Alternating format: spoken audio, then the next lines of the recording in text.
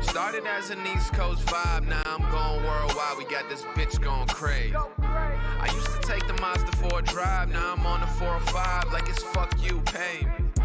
We really sick of standing outside, had to push them all aside. It's what you get for trying to play me. I bet they make a movie when I die just to talk about my life. They need an actor to portray me. I got this motherfucker clear like an eye drop. I got elevator flow, I'm on a high top. I got little something stacked like an IHOP. This is 05, you will put it on your iPod. I'ma give you something that you can't forget. Put the price up, baby, add the tax a bit. No, you saw the comma, thought it was an accident. Well, it wasn't. It's about time, the kids buzzing. I'm trying to get a peek in the elevator. But if we talking peaks, I need mine like the Himalayas. I'm talking yay high, man, I never had a vertical limit. I ain't seen you put in work in a minute. I gotta put on for the family, that goes for every person that's in it. Used to scrape by working as a service attendant till I got more. Bitch, I ain't comfy, I need the top floor. Doing anything to get that spot for. Pop off. Started as an East Coast vibe, now I'm going worldwide. We got this bitch going crazy. I used to take the Mazda for a drive, now I'm on the 405 like it's fuck you, pay. We really sick of standing outside, had to push them all aside. It's what you get for trying to play me. I bet they make a movie when I die just to talk about my life. They need an actor to portray me. I ain't settling for nothing that be under an M. There's only one of me, there's 100 of them. Gotta listen close, I drop hundreds of gems. From the start, no, I wasn't pretend. With the world on my back, had to drop my own ego. Problems at the crib, we couldn't fix a Home Depot. Dad was on tilt, mom's off the vino. Room full of smoke like we lived in a casino. She know, day I moved out is when I opened my eyes. Looking for the truth like God, show me a sign. I'm not religious or the holiest kind, but the blessings came to me when I opened my mind. I was running around the city, man, I knew I had to make some. Wasn't raised a thief, but if I had to, I would take some. Worked the Frito-Lay, I was writing on my break, son. Plotting on a record, waiting for the day we break one.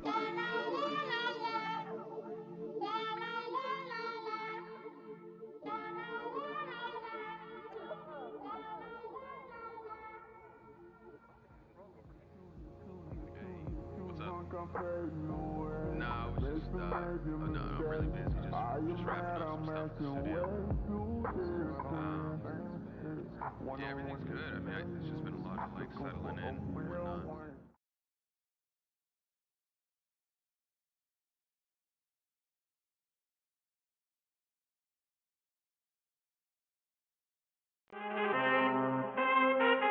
I need all the wins, yeah.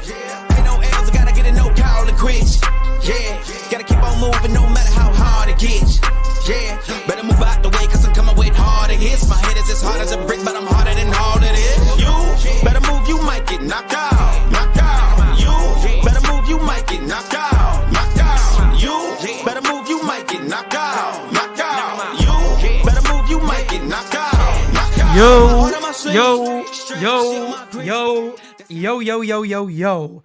How's everybody doing out there today? Not as good as the Yankees because they're not doing too good. Derek, what's up, man? Man, last week I was irritable, and somehow this week I'm even more irritable. It's hard. Yeah, today was a tough one. Today was tough. Between Cole looking amazing and then everything just shit in the bed. And the Yankees losing after having a 6-0 lead. I was riding a high. I was excited. I was pumped. I was calling the game like, my God, they're actually going to win 2 or 3 against the Rays. And everything just goes downhill. So while I'm watching the game, the way I build my recap is I have like an opening monologue that's usually about 5 or 6 minutes, and it's based on the tone of the game. And I spend the first 7 or so innings writing, I throw in some jokes or I throw in a few whatever. And then today I had to fucking backspace and delete the whole thing and start over from scratch because they flushed it. That's the worst type of podcast for me. Yeah. Anyway, that happens. Well, coming off, I could imagine, coming off a loss like that where, so when it was 6-0 Yankees, I remember saying, there's a sound clip I showed you. I was like, oh my God, I'm going to play that Under My Umbrella by Aaron Boone when they lose. I was like, oh, good. I'm not going to use it today. Great. And then as it was like 6-2, 6-3, I'm like, I'm getting fucking nervous here. 6-3 is when I started sweat. 6-2, it's like, well, they still need a grand slam. Then when it was 6-3 and it's like the traffic wasn't slowing down, I was like, oh man, he's one hanging slider away, and he's been hanging sliders all day. Yep. Did you see on the Yes Network, he gave up a long, deep fly ball. I forgot who it was against. I think it was against Harold Ramirez. And he gave a smirk and a smile. And they like and then the showed next it. one. And then the next one, yes. Yeah. So I remember when I saw that, I was like, this fucking guy's going to give up those homers today. Like, I just feel it. Like, just because they showed that, I was like, oh, today's going to be the day. Today's going to be the day. And it's a tough loss. I mean, I want to touch on something real quick because I got some hate in the chat actually today about this. I stuck up for Aaron Boone today, and I still would stick up for him on this. People were mad that he didn't take out Cole when he didn't take him out. Now, Boone in this post game, he did say, in hindsight, he probably should have in that moment. I've always said this, and I like to stick to what I've said in the past and not change on anything. When it's your ace, it's his game. Yeah. It's his game. That's the way I feel about it. So people in the chat, oh, Aaron Boone. And I was like, you know what? No. His ace gave up a home run. He rode with his ace. This is what I always want him to do. Yeah. Cole didn't have it. He left a hanger, like you said, and the game was tied. So when he was at 5 innings, and it was 2 runs, I think, 1 was earned. I think he was at about 85 pitches. Yeah. If he had pulled him right there, and the Rays, who've come back a lot of times in recent weeks, came back against our bullpen, Boone would have gotten it even worse. Damn right. Correct. And I think the move is absolutely to send him back out there. Yep. And even after putting a couple of guys on the back-to-back doubles, I still would go with him because you feel like he's the best strikeout candidate you got in that spot. No doubt. The only person I would have gone to there other than Garrett Cole is Mike King. So if you wanted to say, hey, look, Garrett, you gave us 5 innings. It's clear that you're not sharp. And I'm sure they have the metrics, all the spin rates, all that stuff. Of course. I'm sure they know that he's not, at his ideal performance. If they said, hey, look, the data shows that you're not at your best. They got a couple on you. We're going to go to Mike King. I wouldn't have killed them for that. Yeah, I agree. But I agree. But they would have to be open about it, but then, we would have probably had a problem with let's say they did that and King gave it up and they blamed it on analytics. I'm sure we would have had a different conversation. No doubt. I feel like this is just the perfect storm. Perfect storm. It definitely is. Today's one of those tough ones. I think the only thing you can maybe debate is Abreu in the 10th inning. I mean, is that the move you actually made? Yeah. The reason I think they went with that is that they I think view Hamilton as their closer now. And I know it's really, really quick. He's only closed out. Yesterday was his first save. Yep. But if you look at the way this guy's been pitching, they've been progressing him to more and more high leverage situations. Correct. He's got the stuff, but more importantly, I think he's got the right mentality. He seems like one of those guys who's kind of like been through a lot. He's like, hey, it's a baseball game. If I blow it, whatever. Serial killer to me. Yeah. Like he's like stone cold. I'll kill you. Like, don't search his trunk during the season. We need him. Yes. You know what I mean? Like, wait till after the season. He has an arm sticking out of his trunk right now. He leads the league in jaw lines. Only till Ben Rortvedt gets up, though. We got to talk about Austin Wells, too, if we get a chance. He swung the bat 3 straight games with a homer. But I think they wanted to close it out with Hamilton. I think they were saving him like, hey, let's see what you can do 2 days in a row.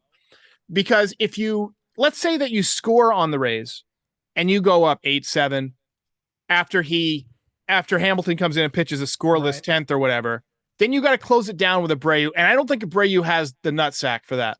No, not at all. He ain't built for that. But do you agree with Mike King not going more than 1 inning? He did mention pitch count in the post game. I don't know. I mean, if I'm playing MLB The Show, I'd probably do it. If you're worried about the guys, about the guy's elbow exploding, I'd be safe with him. I mean, it's end of the day, it's May 7th, right? We got time. We got guys coming back. Harrison Bader looks like he's for real. He's awesome. We got Judge coming back. Severino's on his way back. I still feel like this team can make a run. It's too early to count this team out, even though we're 10 games back. Well, here's the thing. I mean, here's the way to look at it. And if anybody, wants to hear any type of positive, I'll say this. Shockingly, the Yankees are still over 500. Yeah.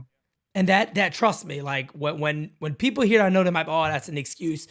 No, in reality, how bad the Yankees have been, they're over the 500 mark. And I'm not jumping up and down for joy saying, guys, that's a win. It's a win. That's what they should be. Not at all. But the fact of the matter is to lose everybody they've lost. Boone, in my opinion, has blown multiple games with poor decisions. They are still over 500. Whether it's one game, it doesn't matter. They're still over, and there is time to play. TC Steele says the division is over. The wild card is a possibility. I also don't even know about that. And maybe that's just me being overly optimistic. I think the Rays are a good team. I think they're very well constructed. Yeah. And I think they got a very good manager. You watch that team play and you're like, they got a chance of coming back in any game. Put the ball in play all the time. They do the little things. Epic Warrior with a super chat says, got faith this offense will feast on an A staff. I mean, they better. Yeah. They better. Well, Judge coming back Tuesday. That should help. That should definitely help. And speaking of Harrison Bader, I mean, here he is today. And, just touching on Bader a little bit, I remember last year in the postseason, I recognized immediately he dropped his hands down. And putting 2 and 2 together, all that is right there is you're looking for that launch angle increase to get underneath the ball a little more. Bader's been able to do that since the postseason. I mean, that's all we can rely on is the postseason to now that he's playing. And he definitely seems much more impactful. Yeah. What'll be interesting is what'll happen if they start throwing him up in the zone almost exclusively with high stuff.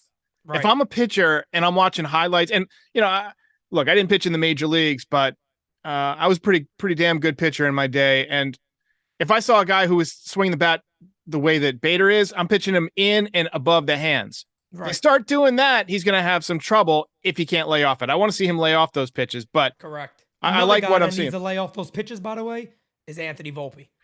Yeah. He really has to lay off that high heater because it's around the league. You could tell.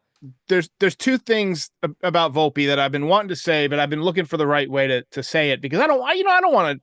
You don't want to beat him up. He's a young kid. We expect a lot out of him. Nobody wants to kick this kid's ass right now. Right. And he's ahead of schedule.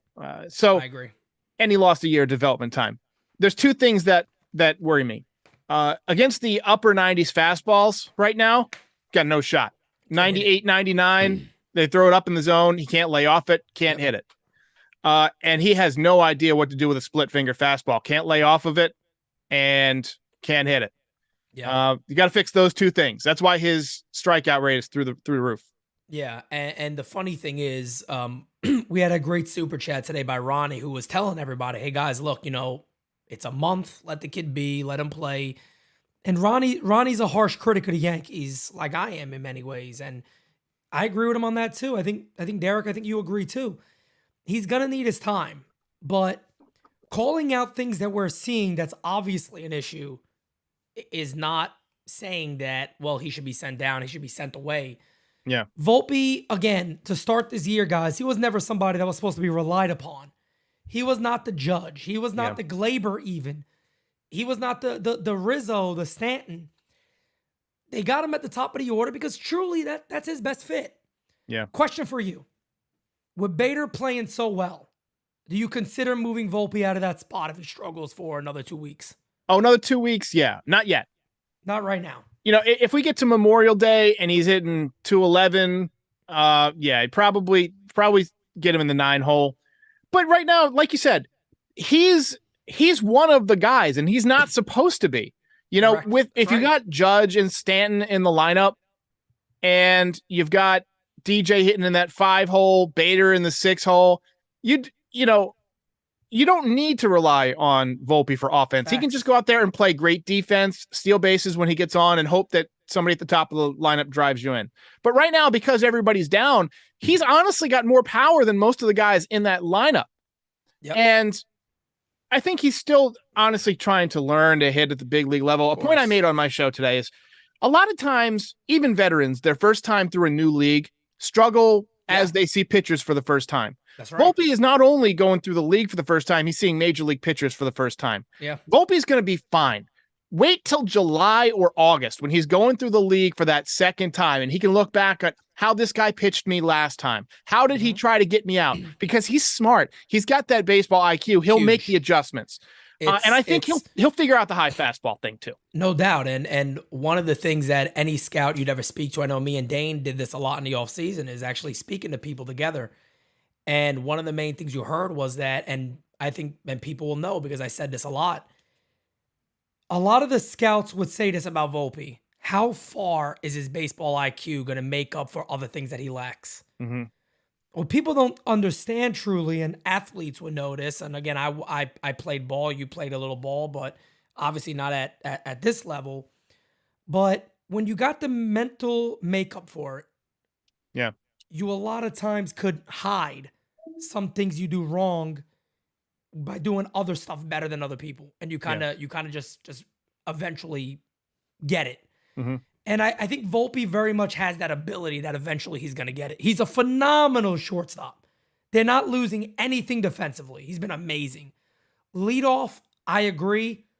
Give him a little more time and go from there. Last thing on this series, I want to ask you this. How big is this loss? How big is losing 2 of 3 to the Rays in the first series of the year?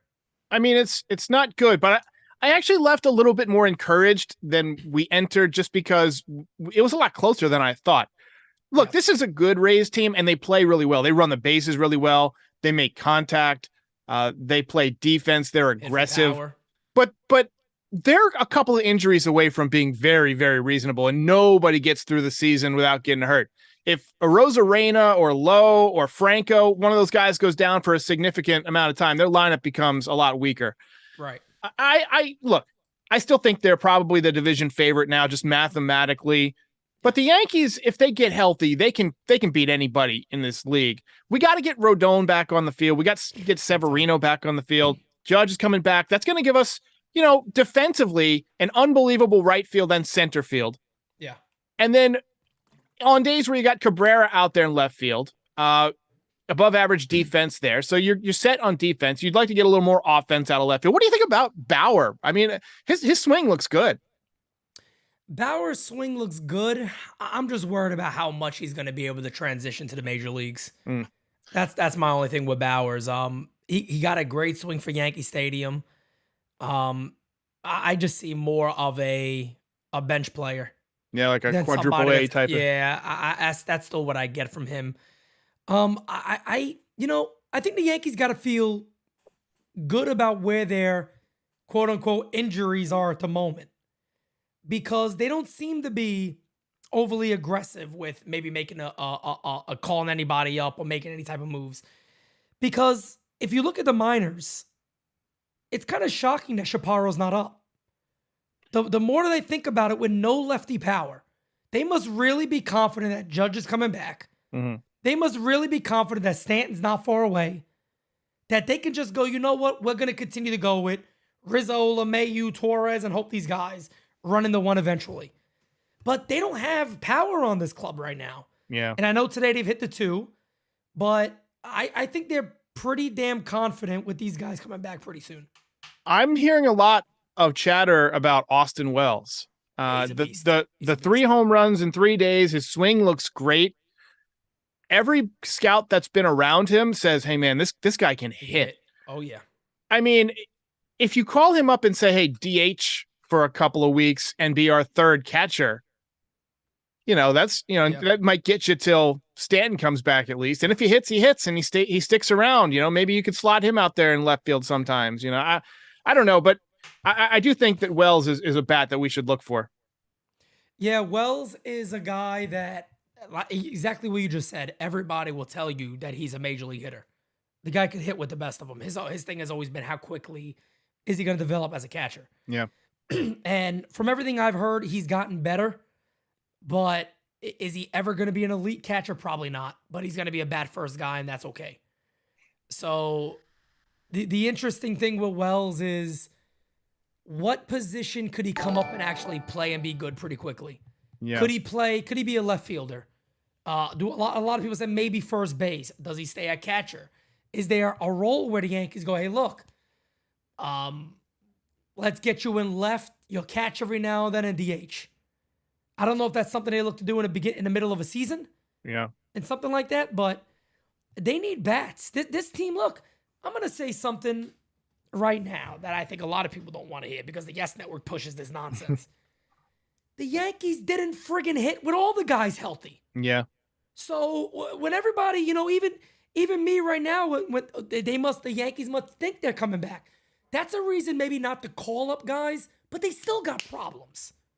I feel like they were hitting well until Stanton went down. He's kind of like the glue that holds that lineup together in the middle. Of course. He gives protection to Rizzo, who gives protection to Judge, who gives protection to whoever's in the leadoff spot, whether it's DJ or whether it's Volpe.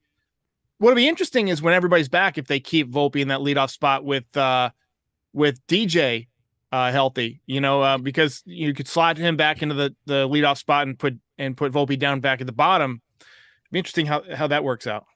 Another thing I think the Yankees really need to do is I don't like Judge at 2. I still don't like it in the whole aspect of this lineup. I'm a big believer in lengthening your lineup, making your lineup longer. Well, how do you do that? If Volpe continues to struggle, he goes 9. You could go DJ, Bader, DJ, Judge, Rizzo, Stanton, and it just lets everything kind of deeper and spread out. The Yankees a lot of times do this, Volpe, Judge, and then after 5, it's like, well, you don't stand a fucking chance. You got Dick down there. I mean, who's going to hit for you, Hicks? I mean, man. I love Trevino, but let's know who Trevino is. Trevino's a defense-first catcher. He's never going to hit to the point where like, oh, good, Trevino's up. Trevino's up, I'm typically thinking maybe he'll get a hit, but he's probably going to get out. Right. I don't like this idea of just giving up on the bottom of the order. Yeah, it does seem like something the Yankees do a lot. Look, once everybody's back, again, I think it just gets better. You're talking about with if you got DJ leading off, you got Judge, Rizzo, Stanton, maybe even Bader in the number 5 spot. Then ideally you'd like to have another lefty. Yeah. That's where you want. I don't know if Bowers is going to hit, like you said. I like his swing. It remains to be seen if he's a 4A player or not. You'd like it if Oswaldo would hit, but he's done nothing. Ideally, you'd like that big left-handed bat so that you're righty, lefty. Yeah. Look, I always say this too, man. Look at that 09 lineup, and I know you can't compare, but I'm talking about the structure of it. Yeah. It's Yankee Stadium. You need those lefties back. Yeah. You need those lefties, those switch hitters back. Hicks isn't going to cut it. Is anybody caring about Donaldson coming back? I mean, what are you going to get from Donaldson? I think it's positively counterproductive to have Donaldson on the team. I think he deducts value from your team, as does Hicks. I mean, look, say what you want about Estevan Florial. I would 100% rather see him in the game than Hicks because he's at least trying. If there's a hard ball in the air to left field, he's probably going to catch it. Yes. Right. He's probably going to catch it. If he's on first base, somebody doubles, he's probably going to score.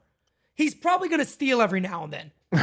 I feel like every episode we talk about how this should have been the final weekend with Aaron Hicks, and I feel like we might actually finally be there. Well, because they gotta be serious about Calhoun has been swinging the bat okay. He hit a couple of home runs. He's at least valuable at Yankee Stadium because he can reach the porch. Like, if he gets all of it, he might hit the second row, and then, Bowers, I think just the way that he's hit the ball hard, if you look at his barrel numbers, they're pretty good. And they like that. They like guys who barrel it up. Hicks has been just horrible across the board to the point where he's like one of the bottom 5 players offensively in all of Major League Baseball. And the fact that you're paying him money should not be something that stops the New York Yankees. That's where fans get pissed. We can wipe our ass with $30 million, or Hal Steinbrenner can. I can't wipe my ass with $20, but Hal Steinbrenner can wipe his ass with $30 million and not lose any sleep over it. And that's what he should do. Also, I just think that as a person, he just seems like he's very sullen. There's bad fucking energy coming from him. I agree. You know what I mean? I And agree. energy is I important. agree. You got to, like, you I agree. replace him with somebody who has swishers energy. Doesn't even have to be a good player. I You know, agree. think about the guys who have been invaluable to this team who are not statistical monsters. Who's that kid? The Tonite show with the Torreyes. Ronald Torreyes. Ronald Torreyes, yeah. Cervelli. You remember in Francisco 09, Cervelli, yep. you know, people like to say that A-Rod's home run when he came back was kind of the turning point of that season, but I contend it was Francisco Cervelli hitting a home run in Atlanta in late May. They won 11 out of 12 right after that, and they had been kind of 500 or so for most of the season. And it's just because some of these guys have that extra energy that bring up other guys. But it's definitely true that some people have that energy that brings people down. Of course, and I think that Hicks is one of those guys. Gallo is one of those motherfucking guys. Donaldson is. Donaldson's one of those Donaldson guys. Donaldson's just a fucking walking hemorrhoid. He seems like one of those people where you're like, you go out with him one night and you're like, yeah, never again. We're never hanging out ever again after this. It really is. He's one of those guys that's like, yeah, you sound kind of cool over the phone. Then you hang out with him one night, you're like, yeah, never fucking again am I doing this. Like, you stay home. Don't call him when we go anywhere. Mariano Duncan, somebody says. Didi Gregorius. Some of these, like right. there's an X factor. And I don't think that we can even like recognize it because we are it. You know what I mean? It's like we can't see the forest for the trees. But like if you have different types of dogs, right? Mm-hmm. Different species of dogs have different types of uses. Like they can, some will scare off the mailman.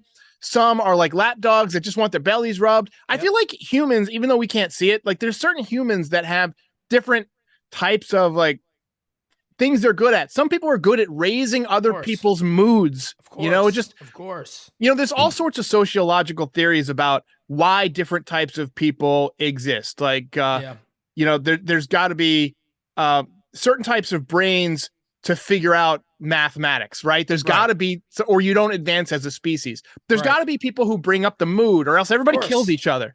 And no, you're spot on. And you know, it's also too, you know, a lot of times people say, you know, the way you act, the way you do things, you attract, you know, similar people and things like that. And this team, we got a super chat from DJ Steele says, Derek, this is a family channel. 10 seconds later, 200 F-bombs. Well, what's up, Derek? What's up, Pete? The team gives me unnecessary stress. Try calling every game. And, you know, we'll talk about stress. I wanted to rip my hair out after they were up 6-0. I thought it was easy sailing. And bada bing, bada boom. But getting back to what you're saying, too, I think the thing that bothers me the most and what bothers fans the most is that the thing you mentioned earlier, you said Hicks is one of the worst players in Major League Baseball. By the way, in this series, there was a record that happened. Aaron Hicks and IKF got their first extra base hits of the year. Yeah. We are entering the second week of May. We all knew how bad these guys are. Why do the Yankees not see it? That's the thing that bothers fans so much is that if we as fans on the outside looking in could predict these things and go, whoa, wait a second. These guys are not good. So how in the hell do they simply just not go, guys, enough is enough? He has a -5 OPS plus. How? It's ridiculous. It's almost like he's almost dividing by zero. It seems impossible. You know, before the season, I did a thing on Bleacher Report where it was like predictions for the season, and I was trying to be bold. If I had predicted that IKF would play center field 20 times in the first 5 weeks of the season, I would have gotten laughed off the internet. Yeah. But now I'd be vindicated. Like it's insane that they play these guys out of position this much, that they rely on guys who you just can't see, like you just can't ever see improving, you know? Yeah. It's not like Hicks is going to get hot. Hicks is bad. He's just bad. And that's the thing that pisses everybody off is what are they waiting for? You're right. He's not. What is the likelihood that Aaron Hicks has a month of May where he hits 324 with 5 home runs? You got a better chance of hitting the lotto four times in a row. Yeah. Let's be real. It's not going to happen. We all know that. I got a better chance of waking up with Marilyn Monroe on my bed. I mean, it's not going to happen. Hopefully she's not, decrepit and dead for 40 years. But anyway. Hey, don't mess with people's kinks over there. Looking at these standings, you talked about this earlier, but the Yankees are now 18-17, 10 games out. Me and you talked about this when things were going pretty bad, that we're at about a 7 to an 8 level of concern for the Yankees. Wow. Have you changed at all on that? No, I mean, I may be up incrementally, like 8.2. You know, obviously you don't want to be 10 games back, but there's a few things that I've seen that have made me more optimistic over the last few days. One, and I got to give Aaron Boone credit on this because we rip Boone when he's bad, but recognizing that Hamilton is a guy who can close out games, like just spotting when we talk about energy, he's got that closer energy, you know? Yeah. We'll see if he can keep it up, but recognizing that I feel like was a positive. Yeah. Whatever they did for Harrison Bader seems to have worked. You know, changing his hands, and that's a great pickup on you. Yep. It seems to have worked. It looks like we might actually have the Harrison Bader from the playoffs last year, which we didn't think we would. Yep. If it's sustainable, I mean, he's like a 5-6 win player the rest of the way. No doubt. 100%. Bader's a really good ball player too, because again, let's bring it up like this. The way you said Donaldson is and Hicks is, Bader's the opposite of that. Bader's the guy you want to be around. Bader's the guy that when he triples, look, he gets up and just, like, you know, he just, guys, come on, we can do this shit. Yeah. Is it a coincidence that the Yankees have started to look better since Bader came back? And I don't mean better. I was like, whoa, they're unbelievable. But they seem, they're clawing back in games. They're fighting. Well, he doesn't seem deflated when you're down. He understands that it's a game. Like he's one of those guys who just is confident that he's going to get a hit every time up, like Paul O'Neill. You know what I mean? Facts. I was reading Jack Curry's book, and he talked about how O'Neill never felt like a hitter got him out ever. He always felt like he'd gotten a hit everywhere in the zone at some point or another. Yep. So anytime that he made an out, it was on him. And I feel like Bader's probably one of those guys who just feels so confident in his abilities. Another reason to be positive, and I don't know if I think this is on the list, is Severino. Yep. Seems ready to pitch. Now, whether or not the Yankees will let him pitch is a real. I know you had a big problem with that, but I just want to go ahead and bring this up from Brian Hoke today. Luis Severino said he thought it was unnecessary for the Yankees to have him pitch a live batting practice this week. He wanted to get into a game for Low A Tampa. I'm one step closer now, and hopefully I can be back on the field soon. So, Derek, please take it away. So if a guy's ready to pitch, the Yankees are not in a position to hold them back. If a pitcher says it's unnecessary, you got to trust the pitcher. Now, I get that Luis Severino has kind of eroded some of that trust in the past by hiding injuries, so that's something we do have to concern ourselves with. But this is a guy who's trying to get paid, too. He wants to come back, and he wants to do a great job. And right now, you can't keep running Clark Schmidt out there. You need somebody to fill that spot. That's right. I'd be fine letting Severino have one rehab start and then essentially work it out in the big leagues. You know, throw 2 or 3 innings here or there. Still be better than Clark Schmidt. The fact that they're playing games with this kid when you're in last place and the whole city is disappointed, to me, I find a little offensive as a fan. If the kid says he's ready to go, let the man play. Yeah, I agree. And we all know he's a guy that we're going to need. He's another guy, too, that has that energy that you talked about. Yeah. I want to ask you this, as we got a super chat. I got a better, Scott says I got a better chance of waking up with Kate Upton. Well, hopefully you're not sandwiched in between Kate and Justin. That would be a little weird with knowing that pictures that they took together. That might not be the best dream in the planet. But somebody asked me this the other day, and it was really good. They said, Pete, you call all these games. Doesn't it feel like the Yankees are just a team that's unlikable? And I thought about it. And I asked him, well, what do you mean unlikable? They said, but there's like nobody on this team that you could really root for. And I said, well, wait. I said, well, you know, I root for Judge. I root for a lot of the guys on this team that I like. I root for Volpe, Peraza. I love, by the way, the Peraza thing is hilarious. A girl in the chat, Samantha, shout out to Samantha. She said, Pete, it's not weird. They treated him like a horse. He got a hurt leg. They took him in the back and shot him. I I guess that's exactly what happened. Well, I mean, that's because the same guy who's training these horses for the Kentucky Derby that dropped dead is the Yankees trainer. Yankees I mean, we head know the trainer, that's Steinbrenners exactly love what's horses. happening. Same Love guy. Horses, they just treat them the same way. Take them in the back, put a bullet in them, and that's it. But I started thinking about that, and I go, you know what? I said, but there is a lot of guys on this team that makes it hard to like them. You get the same shit shoved in your face day in and day out. And then you hear excuse after excuse after excuse. The roof is open. The wind was blowing. We had injuries. We had this, we had that. I could get why a Yankee fan may go, God, I wish this team can something bad happen where maybe they get so humiliated, everything changes. I get where Yankee fans' anger is when it comes to that. I understand it. Yeah. I mean, look, you're in a bad spot when you're rooting for, people to be fired and stuff like that, because that means your team isn't playing well. But we don't hate on Cashman and Boone because we dislike them as people. I'm sure they're great people. We want them to succeed. I think anybody who watches this team as regularly as we watch it, and that's one great thing about Yankees fans is they tune in every day. Oh yeah. They recognize that there's problems in the roster construction year after year, and there's problems in the management year after year. And it's not different problems. It's the same problems over and over again. Yep. If I make the same problems at work over and over again, eventually they're either going to cut my pay or send me packing.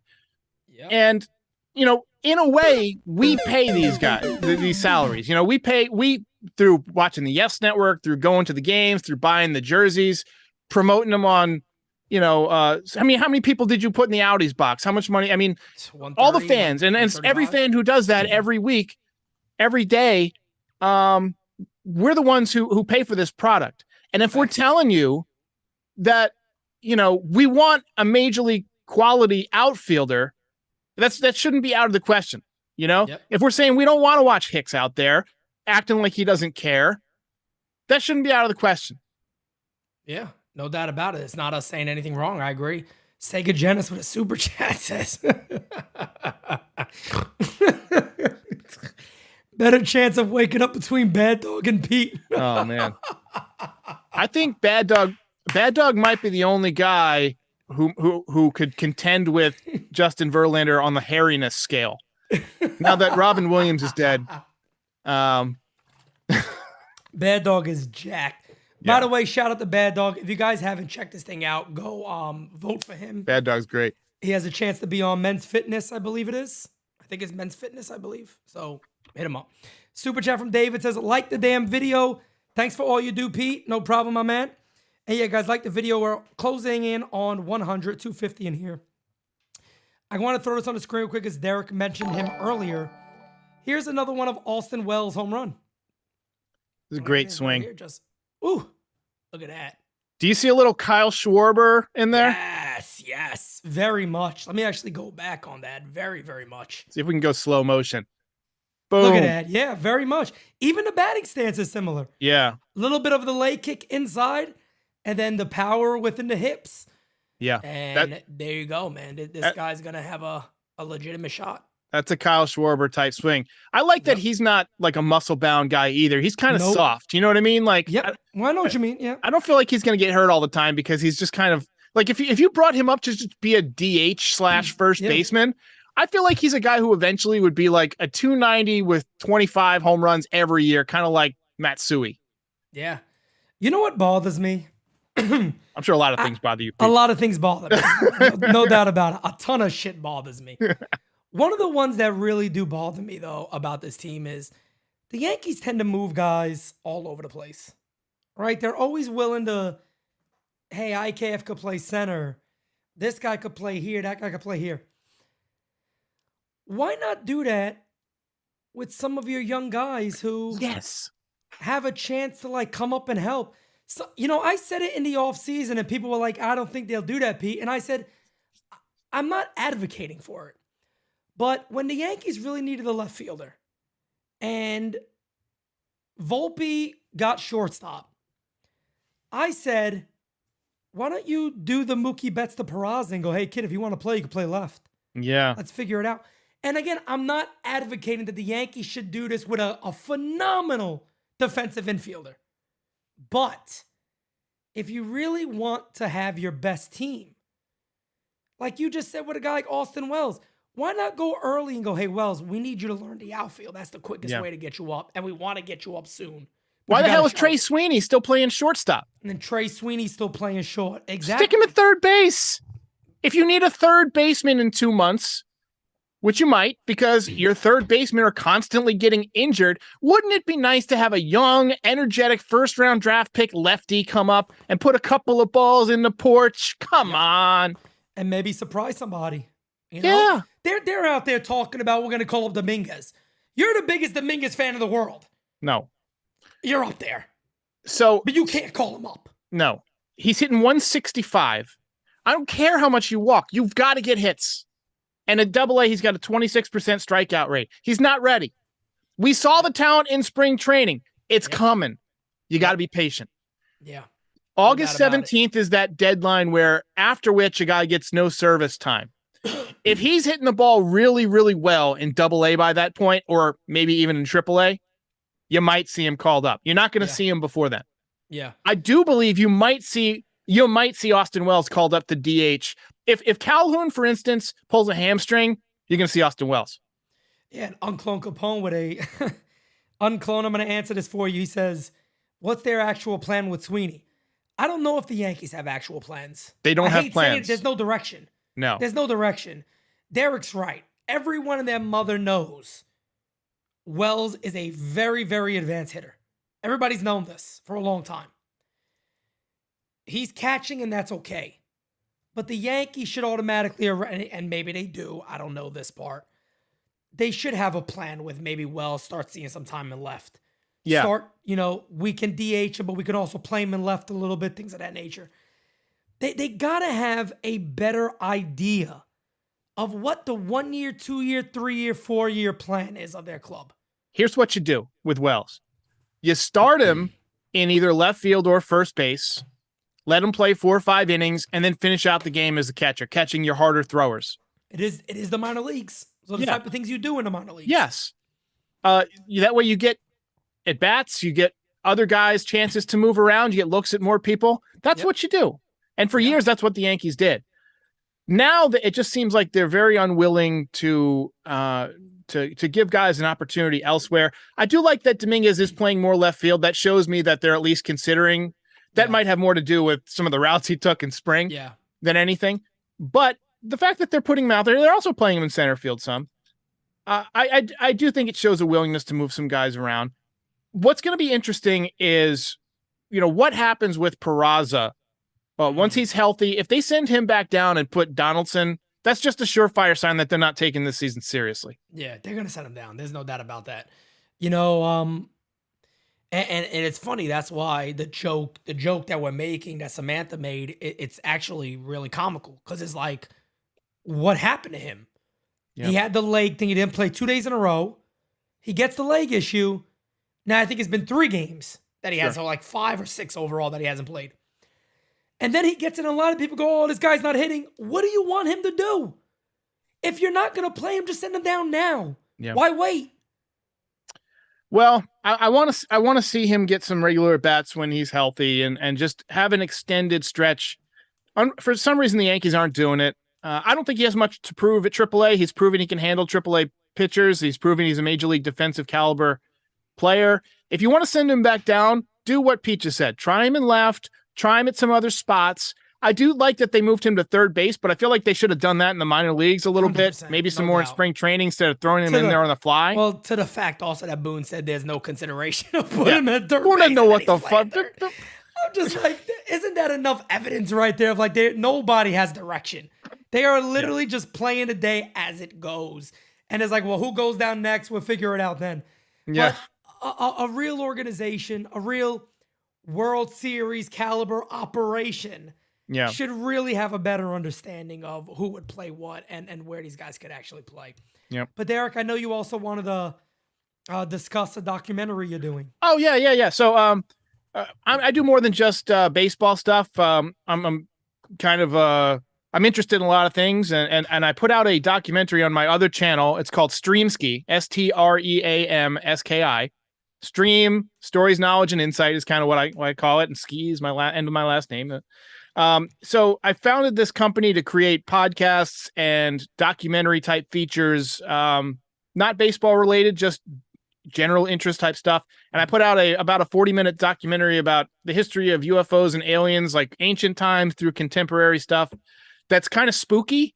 It's kind of like, I feel like most UFO stuff is, it's very dry, but my specialty is kind of getting people to feel the emotion of what they're watching. So I made kind of a spooky documentary, and I think Jira shared it in the chat, but it's live now. And we cover a lot of really, really interesting stuff throughout the years. I wrote it, I produced it. I do not narrate it, but I edited it, all that stuff. And it's a lot of fun. Will you be doing a documentary on the horror of the New York Yankees anytime soon? So I was actually working on this thing called the Yankee Chronicles, where I was doing every series. I was cutting highlights, but then when the Yankees stopped, like the first few got like 3,000 or 4,000 views, and I was like, all right, cool. But then when the Yankees started just losing and not hitting, nobody was watching them, and I'm like spending hours and hours on this stuff, and I'm like, well, it's not paying off. So that's when I decided I'm going to pivot to working on my other channel when I'm not working on the Recaps podcast. So yeah, and there it is in the chat, guys. The beautiful, lovely, wonderful fiance just posted it. Thank you. Jason says, "Are you an X-Files fan?" Love the X-Files, man. I'm a Twilight Zone guy. I love the Twilight. The great thing about the Twilight Zone is that the writing was so great because it had to be. You couldn't use all the special effects. They had to really use creepy stories. I like the X-Files. I was more of a fan of the Monster of the Week type stuff than the general anthology of the alien type stuff. But I spend a lot of time thinking about paranormal things. Like I just find, interesting. Ghosts and Loch Ness Monster and all that stuff very interesting. So I'm gonna start putting out a lot more videos about that type stuff too. Also, the mighty, deadly Aaron Hicks, who is definitely a mystic creature out there that people should fear. Yeah. So you cannot find him in the sticks. No, you cannot find him. If you do, just fucking run the other way. You don't want to deal with him. Speaking of scary stuff, though, it's funny. Growing up, my scariest episode of the Twilight Zone, actually, there's a couple of them. The Dummy was one of them. Stuck with me my entire life. The episode of the Dummy just stuck with me forever. My entire life, that episode always stuck with me. I remember at the end of it, everybody, I don't want to give the spoiler away, but they kind of turn around. And to this day, I think I was very, very young. I could still see my entire basement and everything in that moment. It's stuck with me forever. Yeah. Then there's another one that's really fucking creepy. And it's scary as shit to even this day. It's a lady's trapped and she keeps having a nightmare. And she goes down a morgue, and a woman opens up this door. And she's like, room for one more, dear. Oh, yeah.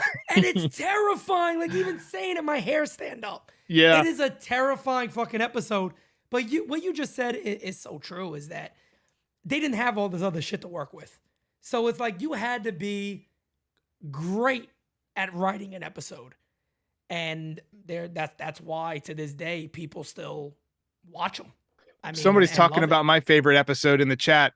There's this with I forget what it's called, but it's got William Shatner, and he's a passenger in an airplane, and there's just this little ghoul ripping 40,000 feet above. It's like that. Yeah, 40,000 feet. 40,000 terror at 40,000 feet. That's what it is. It's an amazing episode. Yeah, and he's sweating, and oh man, it's just such an intense. I like the one where there's a phone call that can talk to the dead. It's like a toy phone, and it can talk to grandma. How about that little bitch, the little evil doll? Oh, I'm gonna kill you. Yeah, that's what the Krusty. Do you remember the Simpsons Krusty the Clown one was based on that? They used to do all of the Treehouse of Horrors were based on Twilight Zone or movies or whatever. Oh, just unbelievable, man. And yeah, that's Hirsch Burgess Meredith when he breaks his glasses. It's not fair. It's just not fair. Can't get amazing LASIK. Show. Yeah, amazing show. But the Yankees are in their own little Twilight Zone right now, folks, and they get ready to head on to 3 games with Oakland at Yankee Stadium. Derek, are you expecting a sweep? No. Is that what the Yankees are? No. No. If they get 1 out of 3, I think that's about par for the course. I expect them to have a letdown. I would love if they got 2 out of 3. I don't expect them to sweep. Yeah. Oh, man. It wouldn't shock me if the Yankees lost 2 or 3. I want them to win 2 or 3, and that is my goal. Take 2 or 3, and then run away. Run. Get ready to face Tampa. So the Yankees, again, they got these 3 games coming up, then they got 4 against Tampa. What do you need the Yankees to go over the next 7 games? To make you happy to say, you know what? 5-2. I'm okay with. They got to start making up ground. I'm going to be pissed. What do I expect? I expect 2-5, 3-4, something like that. I would love put them at 500. Yeah, 3 I and would 4 love puts them right at 500. I would love 5-2. 5-2. I think if you get Hicks out of the clubhouse on Tuesday, it's going to do something for the energy in the squad. Right. They should hand him like $20 one day and go have fun, kid. Just let him go outside. You know what? He still works for the team. I'd have him like working as a vendor. It's like, hey, look, we tried to trade you, man. We couldn't deal you. You're going to be in section 360 handing out cotton candy. That's what you're doing tonight, Aaron. Let him be the peanuts guy. Peanuts. Yeah. Peanuts. Just throwing nukes at people. People be throwing him money and he just sits there and watches it on the ground. Lori says 3-4. I kind of feel the same way. Yeah. Unfortunately, I kind of feel the same way. Lori also says 2-5 if Boone is Boone. Yeah. Yeah, I don't know, man. My confidence level of this team, I said it early. I think me and you both said it. Something just feels a little different this year. Yeah. It just feels a little different. And, we'll see. But I don't. Well, last year they would come back when they got hit in the mouth, right? They would bounce right back. This year they don't do that. I don't know if you've seen Creed 3 yet. I love that movie. But there's this scene where, and this is not a big spoiler, it's his trainer says to him, hey, look, you're out there boxing. I need you to fight. And it's like the Yankees are playing baseball, but they're not playing to win. You know? They expect to win, but they don't play to win. That's a great way to put it. Yeah, I've been saying that for years about this team. They play to win, but they don't. They expect to win, but they don't play to win. And before we wrap this up, I want to bring this up because I got to get your opinion on this. Do you know the one thing I've noticed about the Yankees this year more than anything? What's that? Do you notice how when a player behind the pitcher makes a bad play, they actually visibly react out of anger? Cole did it today with Glaber, and it's happened a couple of other times. That's not typically a good sign. And you could say, well, maybe it's because they're just playing bad and it should happen. But there seems like, in my opinion, there's a little bit of disgust on this team. To me, the disgust doesn't necessarily seem at the player. Like, I know this, I'm reading a lot into this. Like what am I, psychic? But like when I see Hicks drop a ball in left field, I don't see Garrett Cole mad at Aaron Hicks. I see Garrett Cole mad at the Yankees. Like, what the fuck is Hicks even doing out there? That's what I'm thinking. If I'm pitching and he's dropping it, it's like you don't get mad at an idiot for being an idiot, right? It's like, what are we doing putting him out there and left? What are we doing? Facts. It's going to be interesting. These next 7 games, I'm excited. Of course, guys, all rise in the morning at 11 a.m. Leave your voicemails. That number is 804-592-6160. I'm going to have it up momentarily. And then, of course, the game later tomorrow night. Derek, anything big coming on the channel? No, not really. just day in, day out. If you watch a baseball game, good chance you can see me talking about it afterwards. Sounds good. All right, my friend. Guys, we are out. Have an amazing Sunday night. Until next time, guys. See you later. We are out.